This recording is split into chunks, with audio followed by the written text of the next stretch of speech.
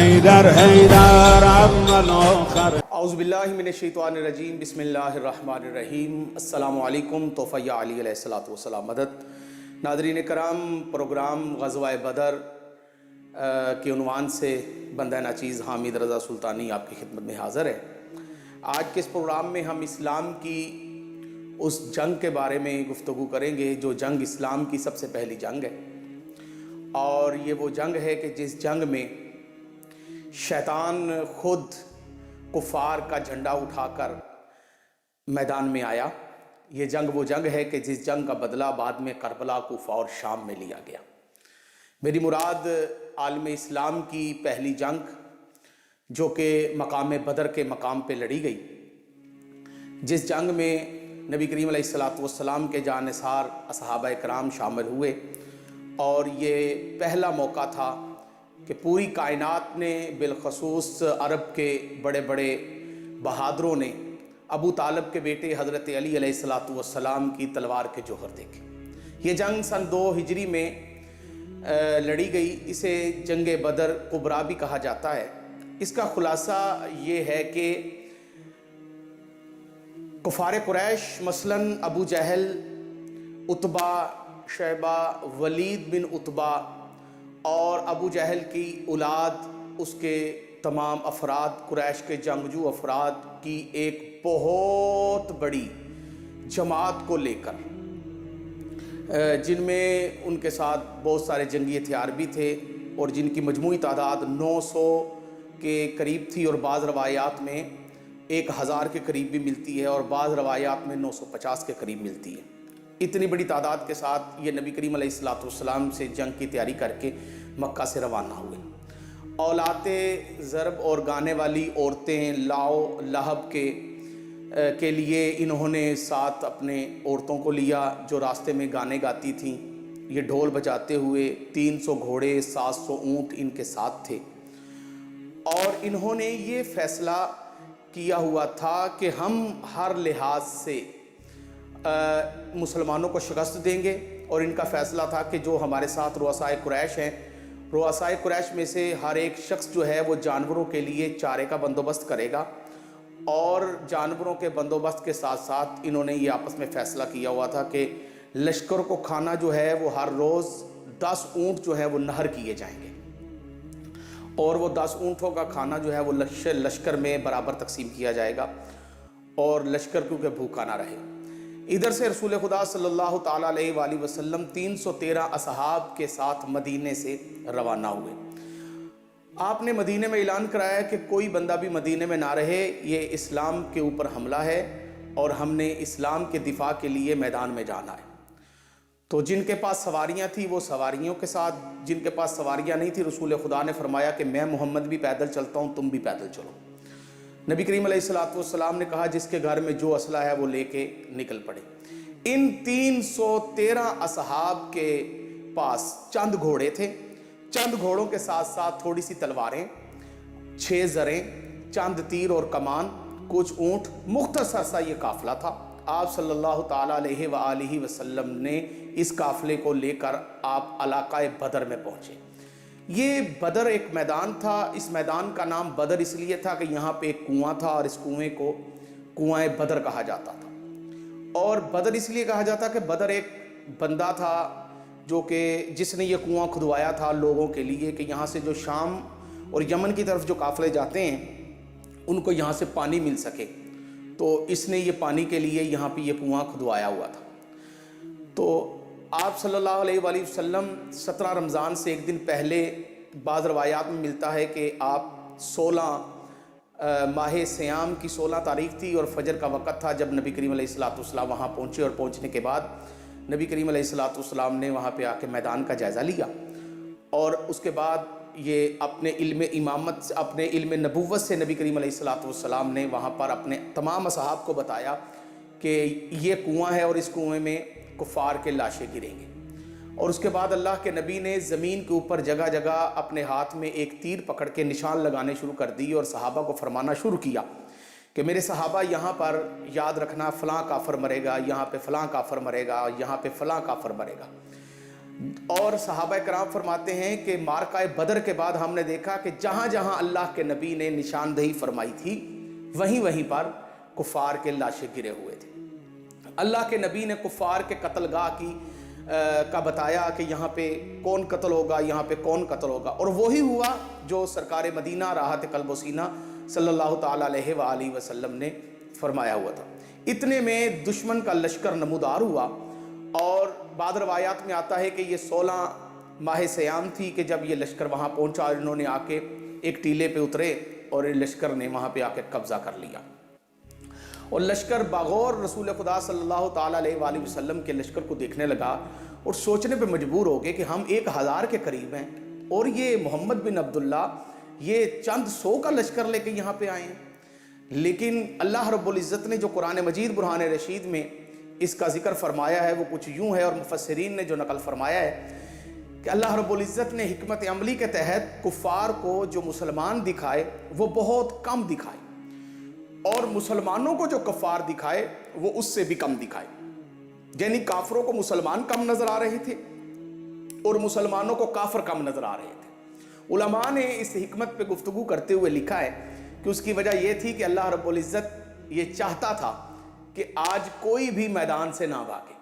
مسلمانوں کو کافر نظر آئیں تاکہ وہ میدان میں کھڑے رہیں، اور کافروں کو مسلمان نظر آئیں تاکہ وہ میدان میں کھڑے رہیں۔ قصہ مختصر، یہ میدان میں لشکر دونوں پہنچ گئے، اور پہنچنے کے بعد رسول خدا صلی اللہ علیہ وآلہ وسلم اس رات ساری رات اللہ کی عبادت کرتے رہے، اور اللہ رب العزت سے فریاد کرتے رہے کہ اے میرے خدا یہ مشکل سا یہ لشکر لے کے، مختصر سا ایک لشکر لے کے میں تیری خدمت میں تیرے دین کو بچانے کے لیے آیا ہوں۔ آخر کار عمیر بن وہاب کو ایک گروہ کے ساتھ ابو جہل نے بھیجا، کیونکہ ابو جہل سردار تھا، تو اس نے بھیجا جا کے مسلمانوں کے لشکر کا معائنہ کر کے آؤ کہ اسلام کے کیا حالات ہیں، کیا انہوں نے کہیں کوئی فوج اپنی کمین گاہ میں تو نہیں بٹھائی ہوئی جہاں پہ یہ فوج ان کی چھپی ہوئی بیٹھی ہو اور یہ یہاں پہ تھوڑے سے ہمیں نظر آ رہے ہوں۔ تو عمیر بن وہاب وہاں پہ پہنچا اپنے گھوڑے پہ بیٹھ کے، تو اس نے آ کے دیکھا،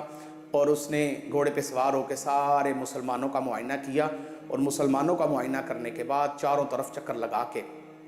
جب واپس گیا تو اس نے جا کے بیابان کے اندر دیکھا کہ کہیں کوئی کمین گاہ کے اندر کوئی فوج نہ بیٹھی ہو، کہیں مسلمانوں نے کوئی پیچھے چھپا کے اپنے فوجی نہ بٹھائے ہوں۔ تو وہ واپس پہنچا، سارا معائنہ لینے کے بعد اس نے جا کے ابو جہل کے سامنے، عتبہ کے سامنے، شیبہ کے سامنے جا کے یہ کہا کہ ان کی تعداد تو 300 کے قریب ہے، اور ان کی کمین میں بھی کوئی فوجی نہیں ہے، کوئی افواج نہیں ہے، میں سب دیکھ کر آ رہا ہوں، یہاں پہ تو کچھ بھی نہیں ہے، اور نہ ہی ان کے پاس نہ زیادہ اسلحہ ہے، نہ زیادہ تلواریں ہیں، نہ زیادہ اونٹ ہے، نہ زیادہ گھوڑے ہیں، نہ زیادہ تلواریں ہیں، نہ زیادہ کمانیں ہیں، نہ ہی زیادہ ان کے پاس ڈھالیں ہیں، لیکن ایک بات ان کے اندر ضرور ہے کہ یہ مدینے سے تمہیں قتل کرنے کے لیے آئے ہیں، ان کی تلواریں تمہاری خون کی پیاسی ہیں، اور جو ان کے جذبے میں دیکھ رہا ہوں مجھے یہ محسوس ہو رہا ہے کہ یہ جب تک تم کو قتل نہ کر دیں اپنے برابر تو یہ یہاں سے نہیں جائیں گے۔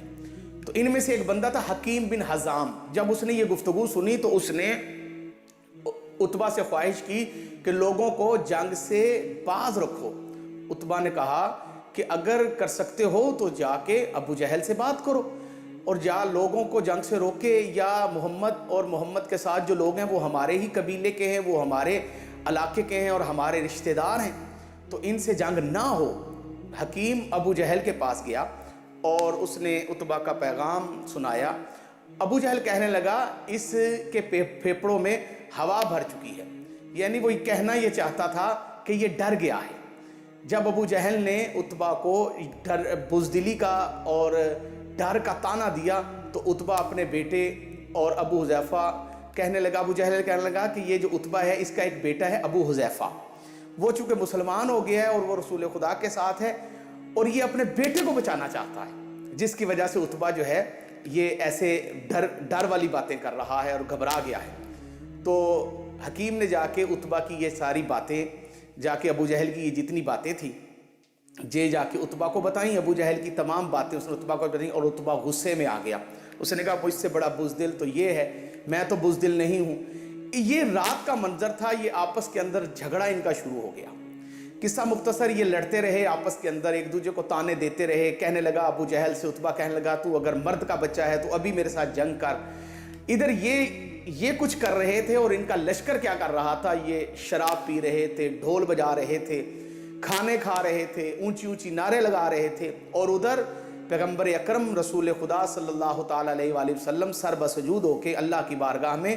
مدد کے لیے استغاثہ بلند کر رہے تھے اور دعا مانگ رہے تھے کہ اچانک کفار لشکر نے ڈھول بجانے شروع کیے اور انہوں نے اونچی اونچی آواز کے ساتھ نعرے لگانے شروع کیے اور یہ اعلان کرنا شروع کیا کہ ہمارے پاس عزا ہے، تمہارے پاس عزا نہیں ہے. یعنی یہ اپنے بت کا کہہ رہے تھے کہ ہمارے پاس وہ بت ہے اور تمہارے پاس بت نہیں ہے. تو رسول خدا صلی اللہ علیہ وآلہ وسلم نے امیر المومنین علیہ الصلوۃ والسلام سے فرمایا، اے علی جاؤ اور جا کے ان کو ان کے نعرے کا جواب ان کے نعرے سے دو. تو کتابیں کہتی ہیں کہ رسول خدا صلی اللہ علیہ وآلہ وسلم نے حضرت علی کو روانہ کیا تو مولا علی علیہ الصلوۃ والسلام ٹبائے بدر پہ کھڑے ہوئے اور آپ نے وہاں پہ کھڑے ہو کے اعلان کر کے کہا، الی المولا ولا مولا لکم، ہمارے پاس مولا ہے اور تمہارے پاس مولا نہیں ہے. تو لفظ مولا سب سے پہلے امیر المومنین علیہ الصلوۃ والسلام کی زبان اقدس سے نکلا. اور پھر رسول خدا صلی اللہ علیہ وآلہ وسلم ساری رات اللہ کی عبادت میں رہے. یہ کفار ساری رات لا و لہب میں مصروف رہے. صبح ہوئی تو فجر کی نماز کے بعد رسول خدا صلی اللہ تعالیٰ علیہ وآلہ وسلم نے ان کی طرف ایک قاصد بھیجا اور فرمایا کہ دیکھو میں تم سے لڑنا نہیں چاہتا، مجھے عرب کے حال پہ چھوڑ دو. اگر عرب نے میرا دین کو قبول کیا تو میں کامیاب و کامران ہوں، اگر عرب نے میرا دین قبول نہ کیا اور مجھے انہوں نے پسند نہ کیا تو میں اپنی موت مر جاؤں گا. اگر میں اپنی موت مر جاؤں گا تو تمہارا ہی فائدہ ہے، اس کے اندر تم غالب آ جاؤ گے اور تمہارا مقصد بغیر کچھ کیے تمہیں حاصل ہو جائے گا. اگر عرب نے مجھے ختم کر دیا تو تم اپنے مقصد کو پہنچ جاؤ گے بغیر تکلیف اٹھائے ہوئے. جب قریش نے یہ باتیں سنی تو ان میں سے جو عتبہ تھا وہ بول اٹھا اور کہنے لگا، اے قریش، جو شخص محمد صلی اللہ علیہ وآلہ وسلم کے پیغام سے منہ پھیڑے وہ کامیاب نہیں ہوگا، کیونکہ انہوں نے پیغام میں امن دیا ہے. اے قریش میری بات سنو اور محمد کی رعایت کرو جو تمہارے سردار اور تم سے بہتر ہیں، یعنی ان کے پیغام کی عزت کرو. ابو جہل نے اس ڈر سے کہ کہیں عتبہ کی باتیں سن کے لوگ جنگ سے باز نہ آ جائیں یا لوگ اس کی باتوں میں نہ آ جائیں، کہنے لگا، ہاں اے عتبہ یہ کیا فتنہ ہے جو تم پھیلانا چاہتے ہو؟ اولاد عبد المطلب کے خوف سے ڈر گئے ہو اور واپس جانے کی کوششیں کر رہے ہو، رحیلے اور بہانے تلاش کر رہے ہو. عتبہ کو غصہ آ گیا، کہنے لگا میری طرف تو خوف کی نسبت دیتا ہے اور مجھے ڈرنے والا بتاتا ہے. پھر اونٹ سے اتر کر آیا اور ابو جہل کو گھوڑے سے نیچے کھینچ لیا اور کہنے لگا، آؤ تم اور ہم لڑتے ہیں تاکہ لوگوں پہ واضح ہو جائے کہ بزدل کون ہے اور بہادر کون ہے. اکابرین قریش آگے بڑھے اور انہوں نے ایک دوسرے سے الگ کیا. اس وقت جنگ کے شعلے بھڑکے اور دونوں طرف کے جو جنگ کرنے والے افراد تھے انہوں نے نعرے لگانے شروع کر دیے اور ان کے جوش میں اضافہ ہو گیا. رسول خدا صلی اللہ علیہ وآلہ وسلم کے جو صحاب تھے وہ خوشی سے نعرے لگا رہے تھے کہ میدان جو ہے وہ گرم ہو گیا ہے اور صحابہ کرام لڑنے کے لیے تیار تھے. ابو جہل نے اسے بزدلی کا طعنہ دیا تھا، پس اس نے عتبہ نے کیا کیا، یہ غصے میں آ گیا اور اس نے اپنے بھائی شیبہ اور بیٹے ولید کو حکم دیا کہ میرے ساتھ میدان میں چلو اور جنگ کرو. عتبہ کا غصہ دیکھ کر تمام کفار لشکر سمجھ گئے کہ لڑائی کا قصہ عتبہ کے سر ہے اور کفار مکہ کو یقین تھا کہ جس جنگ میں عتبہ اور شیبہ اور ولید ہوں وہ لڑائی کبھی بھی ہم نہیں ہار سکتے. یہاں مسلمانوں کو یہ بات یاد رکھنی چاہیے کہ یہ دین اسلام کی پہلی جنگ ہے. جو نبی کریم علیہ الصلوۃ والسلام کے دین کے ٹھیکیدار ہیں اور دین کے مبلغ بنے ہوئے ہیں اور ولایت امیر المومنین علیہ الصلوۃ والسلام کا انکار کرتے ہیں اور خاندان بنو امیہ کی حمایت کرتے ہیں، ان کو یہ پتہ ہونا چاہیے کہ یہ اسلام کی پہلی جنگ ہے اور یہ اسلام کے صرف پہلی جنگ نہیں بلکہ اسلام کی عظیم ترین دفاع کے لیے یہ جنگ لڑی جا رہی ہے. اور دیکھ لیں کہ آج رسول اللہ صلی اللہ علیہ وسلم کے ساتھ جنگ کرنے کون آیا ہے. اسلام کی پہلی جنگ میں سب سے پہلے جو افراد لڑنے کے لیے میدان میں آئے ان کا یزید اور معاویہ بن ابو سفیان کے ساتھ رشتہ کیا تھا. معاویہ کی ماں ہندہ کا باپ تھا عتبہ، معاویہ کی ماں کا ہندہ تھا چچا، معاویہ کی ماں ہندہ کا چچا تھا شیبہ اور معاویہ کی ماں ہندہ کا بھائی تھا ولید. یعنی اس کے اندر معاویہ کا نانا بھی شامل تھا، معاویہ کا بھائی بھی شامل تھا اور معاویہ کے نانے کا بھائی بھی شامل تھا، ہندہ کا چچا بھی شامل تھا. اور صرف یہی ہی نہیں، اس جنگ میں معاویہ کا باپ ابو سفیان بھی شامل تھا.